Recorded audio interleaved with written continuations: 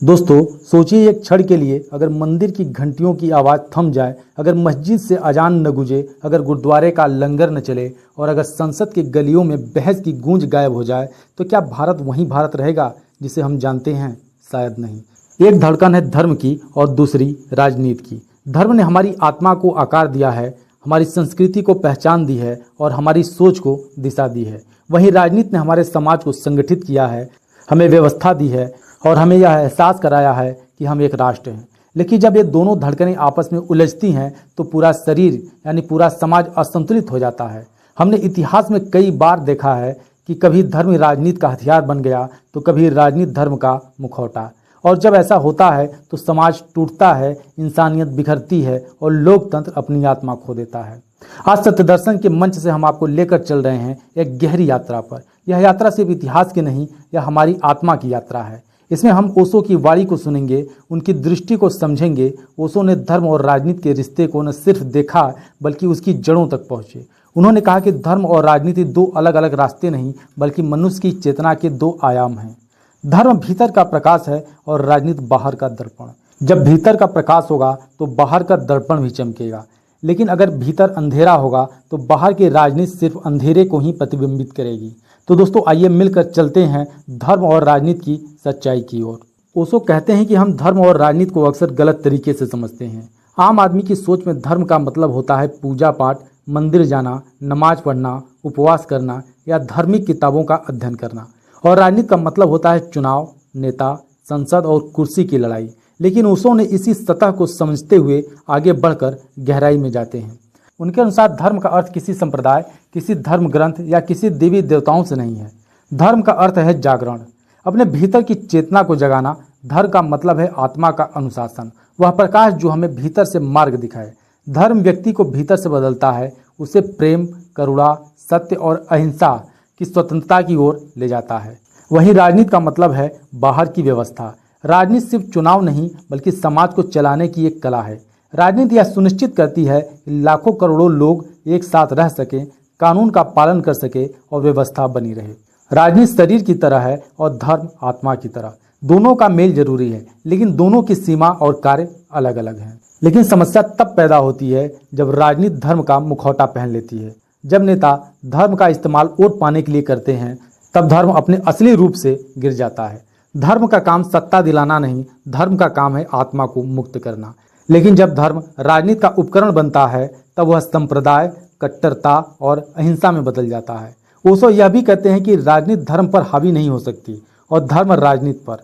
अगर राजनीति धर्म पर हावी होती है तो धर्म रूढ़िवादी, जड़ और पाखंडी बन जाता है। और अगर धर्म राजनीति पर हावी हो जाती है तो राजनीति अव्यवस्थित, तानाशाही और भावना का खेल बन जाती है। इसीलिए दोनों का संतुलन आवश्यक है। उनके अनुसार धर्म और राजनीति का सही रिश्ता वही है जिसमें धर्म राजनीति को नैतिकता दे और राजनीति धर्म को व्यवस्था देती है।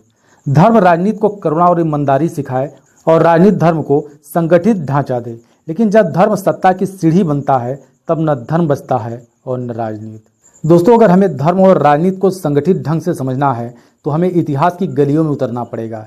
यह रिश्ता आज का नया नहीं है बल्कि हजारों साल से हमारे समाज के ताने बाने में बसा हुआ है।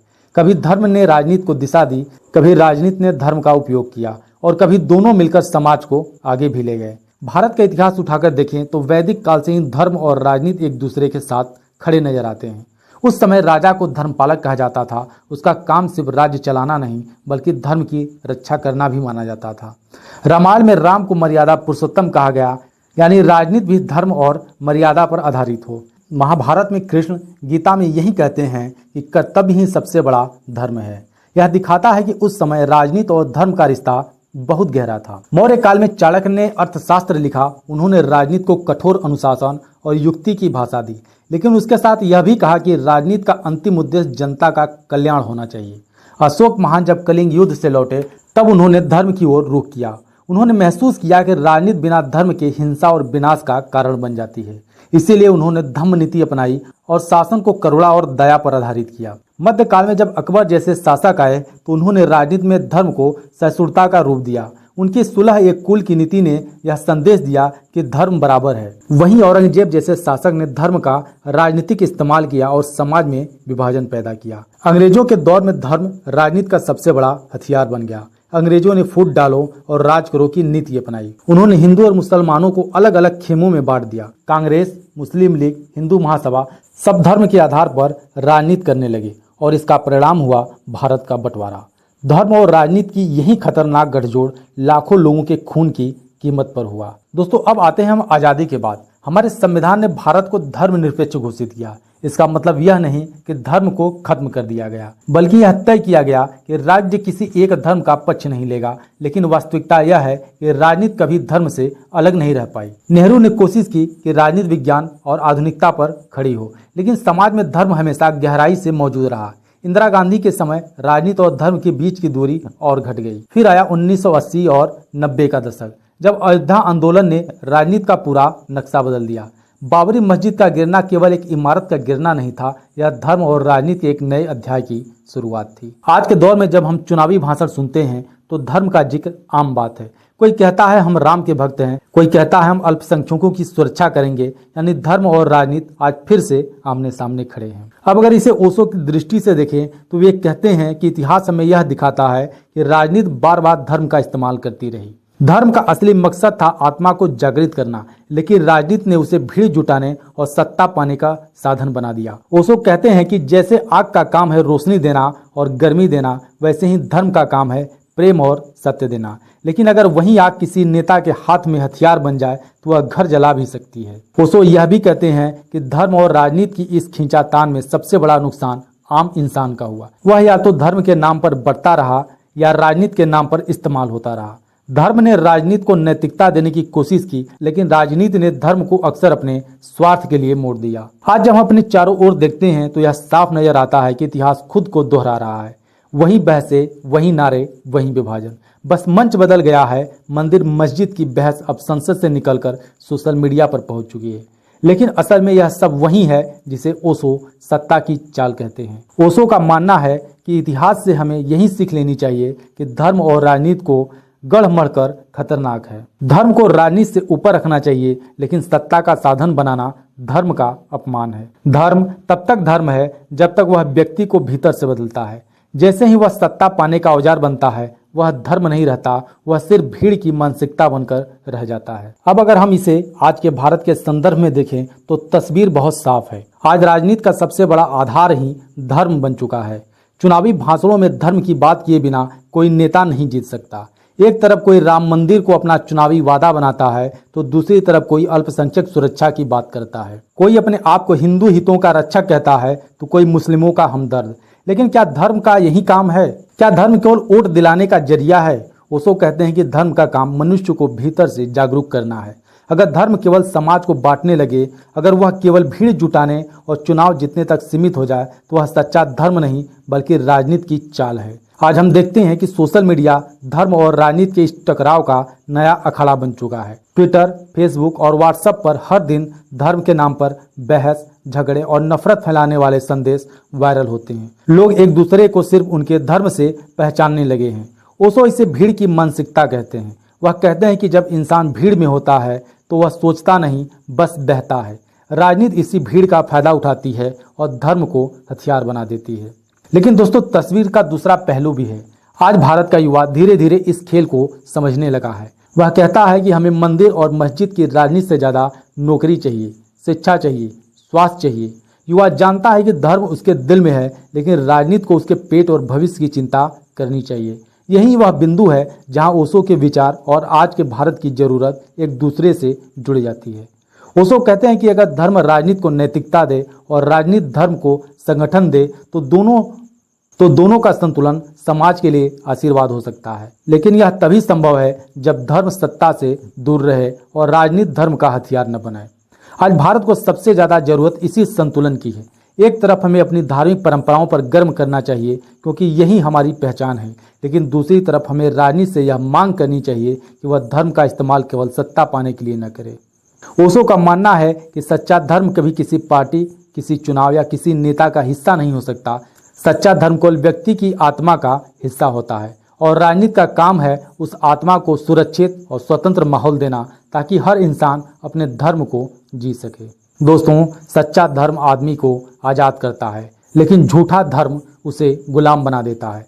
धर्म का असली अर्थ है भीतर की जागृति, करुणा, प्रेम और सत्य की खोज। लेकिन जब यही धर्म राजनीति के हाथों का खिलौना बन जाता है तो उसका रूप बदल जाता है। फिर धर्म प्रेम की जगह नफरत पैदा करने लगता है, सत्य की जगह झूठ फैलाने लगता है और करुणा की जगह हिंसा का साधन बन जाता है। जब धर्म राजनीति का हिस्सा बन जाता है तो वह संप्रदाय में बदल जाता है। संप्रदाय यानी भीड़। संप्रदाय में व्यक्ति गायब हो जाता है, सिर्फ भीड़ रह जाती है और भीड़ सोचती नहीं, बस बहती है। भीड़ के पास विवेक नहीं होता, भीड़ के पास अपना दिमाग नहीं होता, वह जिस दिशा में नेता कह देता है उसी ओर चल पड़ती है। एक आदमी अकेला हो तो वह शायद हिंसा न करे क्योंकि उसका विवेक उसे रोकेगा, लेकिन वही आदमी अगर भीड़ में शामिल हो जाए तो वह पागलपन तक कर सकता है क्योंकि भीड़ में उसकी व्यक्तिगत जिम्मेदारी मिट जाती है। वह सोचता है मैं अकेला नहीं हूँ, सब कर रहे हैं। यही कारण है कि इतिहास में बड़े बड़े दंगे, युद्ध और नरसंहार हमेशा भीड़ के नाम पर हुए। धर्म का दुरुपयोग राजनीति तब करती है जब वह भीड़ को जगाती है। नेता जानते हैं कि भीड़ को सोचने की आदत नहीं है, भीड़ केवल नारे सुनती है, इसीलिए वे धार्मिक नारे लगाते हैं, मंदिर मस्जिद की बातें करते हैं, स्वर्ग नरक का डर दिखाते हैं। फिर वही भीड़ बिना सोचे समझे एक दूसरे पर हमला करने लगती है। ओशो इसे भीड़ का पागलपन कहते हैं। दोस्तों, आज भी हम यह दृश्य बार बार देखते हैं। सोशल मीडिया पर एक झूठी अफवाह फैलती है और देखते ही देखते पूरी भीड़ सड़कों पर उतर आती है। कहीं मंदिर की रक्षा के नाम पर, कहीं धर्म ग्रंथ की रक्षा के नाम पर, कहीं देवी देवताओं के अपमान के नाम पर। सवाल यह है कि धर्म का काम रक्षा करना है या हिंसा करना। ओशो कहते हैं सच्चा धर्म तो किसी से झगड़ा करता ही नहीं, वह प्रेम सिखाता है। लेकिन राजनीति जब धर्म का दुरुपयोग करती है तो वही धर्म हिंसा का चेहरा बन जाता है। धर्म का यह राजनीतिकरण केवल समाज को ही नहीं बांटता बल्कि इंसान की आत्मा को भी खोखला कर देता है। आदमी सोचने की क्षमता खो देता है, वह सवाल पूछना छोड़ देता है, वह बस वही मानने लगता है जो भीड़ मना रही है। और यही वह बिंदु है जहां लोकतंत्र कमजोर पड़ जाता है, क्योंकि लोकतंत्र तभी मजबूत होता है जब हर व्यक्ति अपने विवेक से निर्णय ले। लेकिन राजनीति चाहती है कि व्यक्ति सोचे नहीं, राजनीति चाहती है कि लोग सवाल न करें बल्कि बस भावनाओं में बहें। और धर्म इस खेल का सबसे आसान रास्ता है, क्योंकि धर्म हर आदमी के दिल से जुड़ा हुआ है। अगर किसी के भगवान का नाम लिया जाए तो वह तुरंत भावुक हो जाता है। वह राजनीति इसी भावुकता का फायदा उठाती है। दोस्तों, धर्म का असली मकसद व्यक्ति को अकेला करना यानी उसे भीड़ से मुक्त करना है। जब कोई व्यक्ति ध्यान करता है तो वह अकेला होता है, वह भीड़ से अलग होता है, वह अपने भीतर झांकता है और उसी क्षण सच्चा धर्म जन्म लेता है। लेकिन राजनीति कभी नहीं चाहती कि आदमी अकेला और जागरूक हो। राजनीति हमेशा चाहती है कि आदमी भीड़ का हिस्सा बना रहे, क्योंकि भीड़ को नियंत्रित करना आसान है। दोस्तों, ओशो कहते हैं कि भविष्य उसी का होता है जो जागरूक होता है। अगर हम धर्म और राजनीति के इस जटिल रिश्ते को समझकर संतुलन बना पाएं तो भारत केवल एक राष्ट्र नहीं रहेगा बल्कि पूरी दुनिया के लिए एक आदर्श बन जाएगा। लेकिन अगर हमने वही पुरानी गलती दोहराई यानी धर्म को राजनीति का हथियार बनने दिया तो आने वाले समय में समाज और ज़्यादा बढ़ जाएगा, हिंसा और ज़्यादा फैलेगी और इंसानियत की जड़ें और कमज़ोर हो जाएंगी। भविष्य की राह बहुत साफ है। धर्म को आत्मा तक सीमित रखना होगा और राजनीति को समाज की व्यवस्था तक। धर्म को सत्ता से दूर रखना होगा, लेकिन राजनीति को धर्म से नैतिकता और करुणा लेनी होगी। तभी लोकतंत्र मजबूत होगा और समाज में शांति टिकेगी। ओशो का विश्वास था कि आने वाले युग का इंसान भीड़ का हिस्सा नहीं होगा बल्कि जागरूक व्यक्ति होगा। वह मंदिर और मस्जिद दोनों में जाएगा, लेकिन केवल आडंबर के लिए नहीं बल्कि भीतर की शांति पाने के लिए। वह राजनीति में हिस्सा लेगा, लेकिन केवल जाति या धर्म के नाम पर नहीं बल्कि विकास और न्याय के लिए। यही नया मनुष्य, नई राजनीति और नया धर्म होगा। दोस्तों, सोचिए, अगर राजनीति सचमुच धर्म से करुणा ले ले तो कोई नेता झूठ न बोले।